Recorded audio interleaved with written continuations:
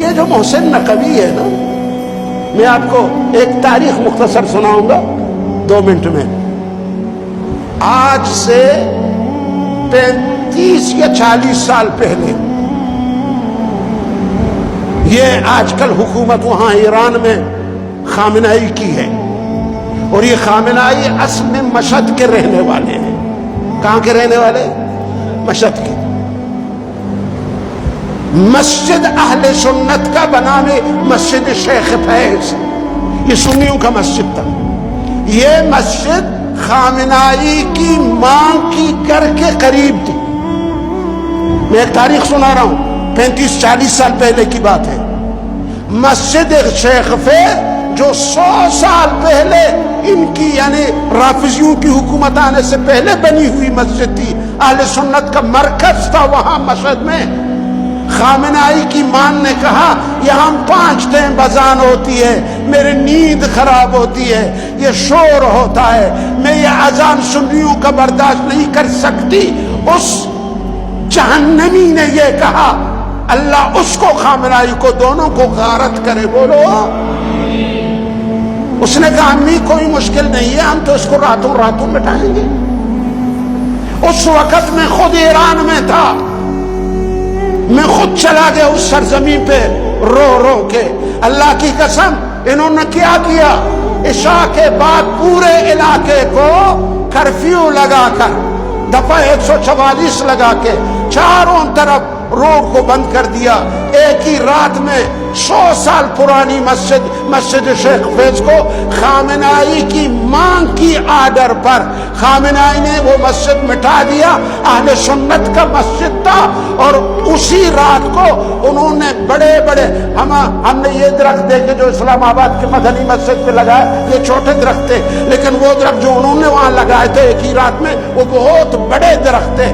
ایک ہی رات میں مسجد کو مٹا کے ان شیعہ رافضیوں نے، خامنائی اور اس کی ماں نے وہاں پہ مسجد شیخ کو مٹا کر کے بڑے درختیں لگا دی۔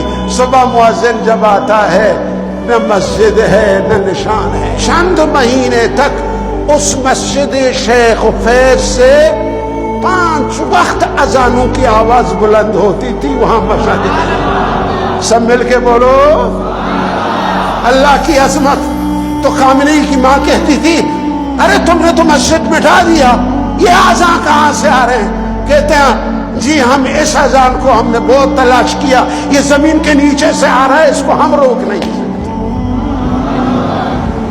یہ تاریخ میں موجود ہے۔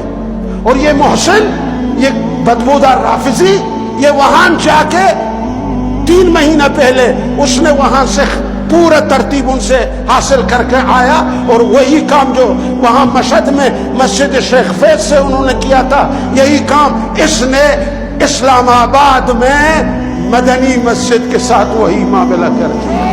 قوم جو سیاسی پارٹی ہمارے مسجدوں کو ہمارے پاکستان کے سرزمین پر برداشت نہیں کرتے، یا اللہ ہم غریب عوام ایسے ظالموں کی حکمی تیرے زمین پر برداشت نہیں کرتے۔ او کرنل افسروں جو تم وہاں رہ رہے ہو، ہاں تم بھی اللہ کے گھر کے حق میں غدار نکلے، تم اللہ کے غدار ہو، میرے نبی کے غدار ہو، تم قرآن کے غدار ہو، تم مساجد کے غدار ہو، تم مدارس کے غدار ہو، تم صحابہ کے غدار ہو، تم اہل بیت کے غدار ہو، تم مومنین مسلمین کا غدار ہو، تم نے سب سے بڑی خیانت انجام دی ہے۔ اور اب آج سے گرنا شروع کر دو۔ جامعہ عثمانیہ کے مقتدی ہو، آپ نے پہلے حدیث میں پڑھا تھا نا، اللہ تعالیٰ چاہتے ہیں میں عذاب دینا چاہتا ہوں امت کو، لیکن جب میری نگاہیں کس پر پڑتی ہیں تو پھر میں عذاب کو کیا کرتا ہوں؟ کینسل۔ اب دیکھیں اللہ تعالیٰ اگر یہ توبہ نہ کرے گنجا رنجا، اگر توبہ نہ کرے یہ محسن نچھوی، یہ جو ناچنے والے لوگ ہیں نا، اگر یہ توبہ نہ کریں، معافی نہ مانگیں، قوم کے سامنے یہ ہاتھ نہ جوڑیں اور اللہ کے گھر کو اس سے بھی بہتر نہ بنائے نا، تو پھر دیکھ لینا کہ اللہ پوری قوم کو عذاب میں مبتلا کرے گا۔ تم یہ دعا کرو یا اللہ جو مجرم ہیں ان کو عذاب میں مبتلا کرو۔ ہم مظلوم ہیں، ہماری دسترسی نہیں ہے، طاقت نہیں ہے، ہم دل و جان سے مذمت کرتے اور اپنے آپ کو قربان کرنے کے لیے تیار ہیں۔ جان کی ضرورت ہو، مال کی ضرورت ہو، زندگی کی ضرورت ہو، سب کچھ اللہ کی دین کے لیے، قرآن کے لیے، مسجد کی آبادی کے لیے تم سب کچھ قربان کرنے کو تیار ہو یا نہیں؟ تو اٹھا کے بول دو، اگر کوئی ولد الحرام ابن الحرام غدار ابن غدار ابن غدار ابن غدار آپ کے علاقے میں آپ کی مساجد کو مٹانے آئے گا، تم اس کو ویسا ہی جانے دو گے؟